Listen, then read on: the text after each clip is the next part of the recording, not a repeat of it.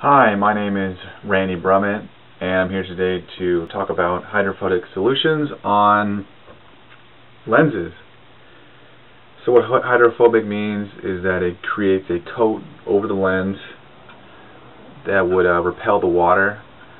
So water beads goes on lens, and sometimes it does leave like a smear of water on the lens. It doesn't completely roll off. It sticks to the lens, and what hydrophobic solutions try to do is repel that water so that it just beads right off and runs right off.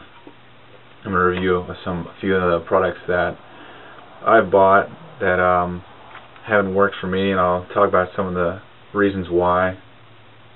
The main reason that I looked into the hydrophobic lens solutions was because that I surf, and as you can see, I require corrective lenses when I surf. There's three solutions that most people typically do when they go surfing and they have bad vision. One is they just surf with their bad vision. They don't use contacts or anything. They just go out in the ocean, either nearsighted or farsighted, and just, maybe their vision isn't that bad, or they just try and guess, or the wave's a little bit blurry, or they just try and deal with it, which is the first solution. The second one is contact lenses. They've been around, forever, 50, 60 years, or how long. And they just wear those in the ocean. There are risks involved with wearing contact lenses in the ocean, which is why I don't do it. There's a bacteria that eats your cornea. It can eat your cornea. I'll talk about that a little bit later, hopefully including a video or image. The third solution, obviously, would probably be the best solution, is LASIK, the laser eye surgery. It's been around for 20 or 30 years, and it can range from about $200 per eye to around $3,000 total. And so, I mean, that's a good solution. The only problem is that not everyone wants to spend, $3,000 to have the surgery done. There are people that complain that they did the surgery, and then about a year or so later, their vision returned. I mean, their poor vision returned, so it only was like temporary. And some of them, they do have a lifetime warranty, so you can go back if your vision does fail, and they'll do it again. But I mean, if you're wearing contact lenses and those are fine for the day, you don't mind putting them on and taking them off every night, then, I mean, if you're only surfing once or twice a week, then it'll be nice if you just put some goggles on it. And, hydrophobic lens solution or something. It does look a little bit goofy if you're surfing with goggles, but again, it's better than having your cornea eaten out by bacteria and then potentially being permanently blind. Here are a few of the products that I bought. This is Oakley hydrophobic solution. This is sold online. This is made specifically for something like that, so it does create that coat over the lens so that the water beads off and you can do something such as surfing. It's also used for motorcycle lenses. When it rains, it's good. Snowboarding as well. This is invisible glass. This is mostly used on windshields to make the windshield real clear again when it rains, so you wouldn't even need to use windshield wipers, and it would just bead right off and everything would be clear again. That'd be good in a place that rains a lot, like Seattle or Scotland. This isn't made specifically for that purpose, but I have read online reviews where people say, oh, use something such as this and it should work great. This is called Never Wet. These are some of the best solutions, these like Rust-Oleum products. The only problem is that they leave a white coat on there, so it's not clear. You want to be able to have a perfectly clear lens so you can see through it, and those are used for anything from work boots to gloves, towels, anything. You soak it and then you put water, mud, anything on it, it comes right off, but it does leave that white coat. But that is some of the best stuff that I've seen. Only problem is that it's got that white coat. Also, I've seen Rain-X. I think it's designed specifically for motorcycle lenses.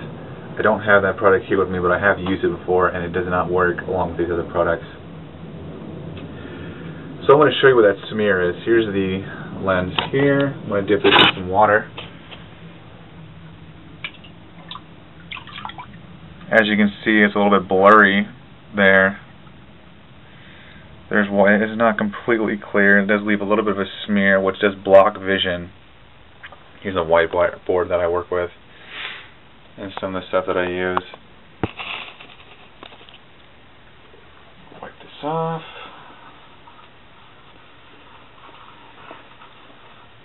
Let's try the windshield wiper first.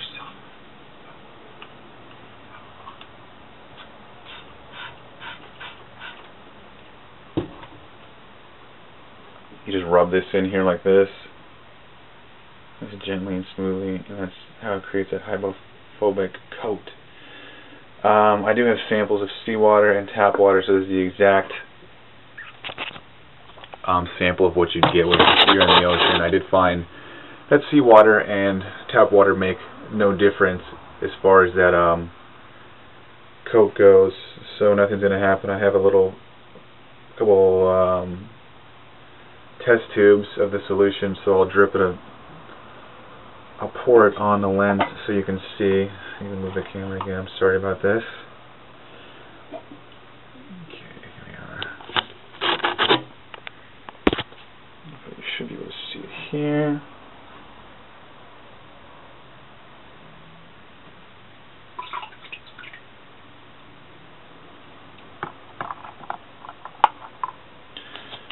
So you can see it does bead off a little bit. It doesn't leave that smear. They're all beady, but you can see there's a few droplets of water left on here, which is not ideal. That was the, what was that? That was the fresh water. Again, I said ocean water, fresh water, not much of a difference. You'll see that. You can just take the coat off by rubbing it off.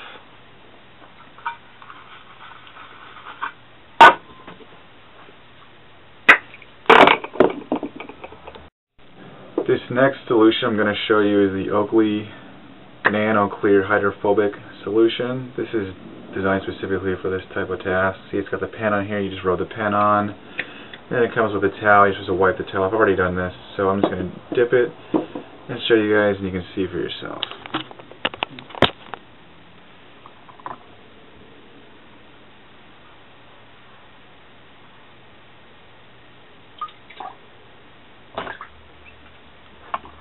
I put 2 coats on because 2 coats typically is stronger than 1.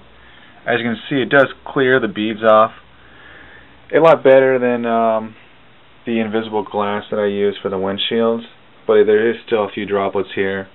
And I did notice that when surfing, this did work the best, but I mean, it did wipe off after about 1 duck dive or 2 duck dives. I have all tried this in these products in the ocean as well. I've got a large volume of water here, and I think it's just the volume of water that causes it to go away. You sink the glass in there for a while, and I think it just causes that coat to just wash right off.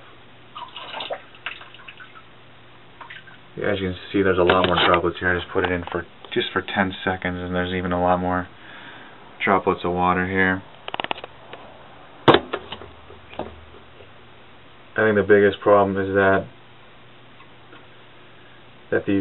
you want something where it repels the water, but water is in everything, and it just forms like either like a covalent or ionic bond with everything. It just sticks to everything. It's those chemicals, you know, chemistry where you got that spare electron, and it forms like a, you know, this shell level or something. I was looking at chemistry to try and find some of the best solutions to use to buy it in, but even tap water's got so many chemicals in it. It's hard to get the chemical equations correct to try and find a good solution. But I'm going to go ahead and now start talking about the bacteria now that can get between the contact lens of your eye. It's not only in salt water, it's also in freshwater showers and stuff like that.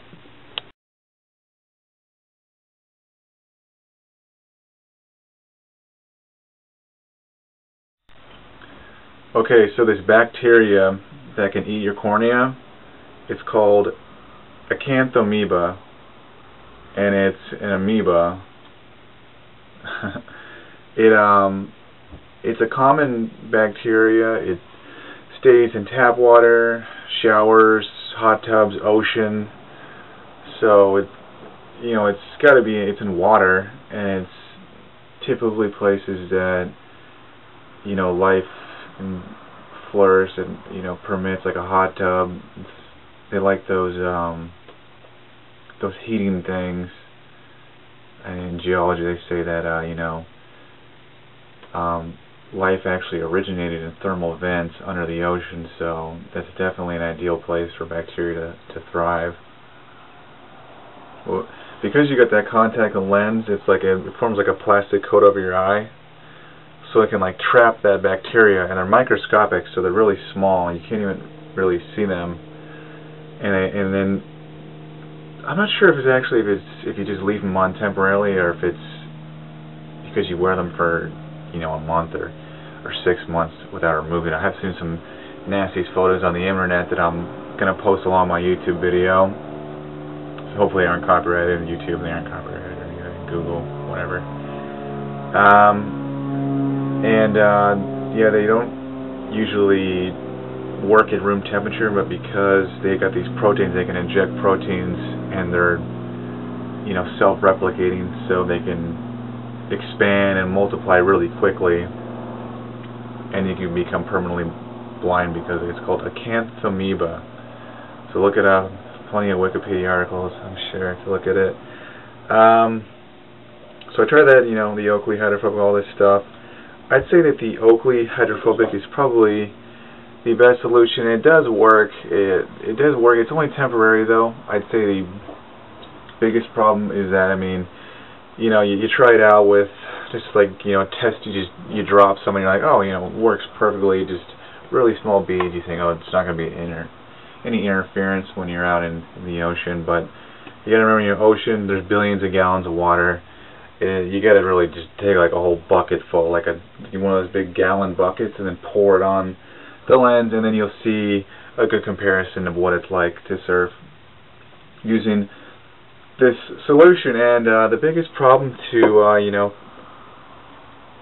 finding some type of chemical that works along with this, these are patented. They're not going to really even tell you what's in there, except for maybe carcinogenic products or something, or if there's anything like allergens that people must know about. But I've been trying to study. I got this chemistry book here. I've seen some chemistry videos on YouTube, or free site, Khan Academy, something like that. Here's some of the equations you probably remember from high school chem class. The bonding and everything, and if it's got 4 electrons or something like that, valence electrons, they share the electrons, and then the noble elements, they don't share. I don't know if that's supposed to be a joke or not, but yeah, it's pretty complicated, the formulas and everything. You got to do the weights and the moles and everything, so that could take a while to try and figure out. These guys have done it, 90% of the way, but you're gonna go out surfing, you go out there for more than 10 minutes, ideally. I'll show you some of my surfboards now that I usually go surfing. This is my it's called Spider Built. It's got the 3 fins on here, they're removable. Yeah, this one's a little bit newer. It's not bad. This is an Estrada. This is a fancy brand. I think Elmeric's is one of the most popular. They used to make the boards for Slater.